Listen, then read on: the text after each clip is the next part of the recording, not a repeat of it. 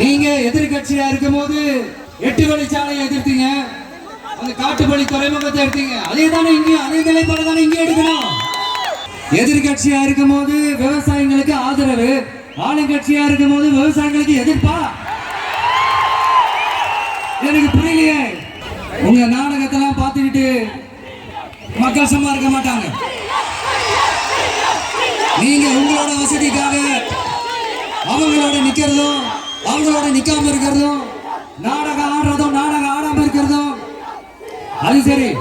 நம்புற மாதிரியே நாடகம் ஆடுறதுலதான் நீங்க கில்லாடிகளாச்சு. அதையும் மீறி நம்ம விவசாயிங்க உங்க போராட்டத்துக்கு எதிராக போராடினாங்கன்னா பிரச்சனை தான்.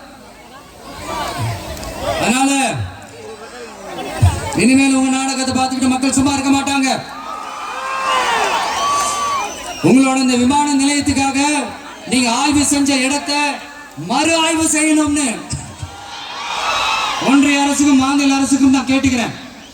விவசாய நிலங்கள் இல்லாத இந்த பாதிப்புகள் குறைவா இருக்கிற இடங்களா பார்த்து உங்களுடைய விமான நிலையத்தை கொண்டு வாங்க. வளர்ச்சி தான் மக்களை முன்னேற்றம். ஆனா அந்த வளர்ச்சின்ற பேர்ல நடக்கிற அழிவு மக்களை ரொம்பவே பாதிக்கும்.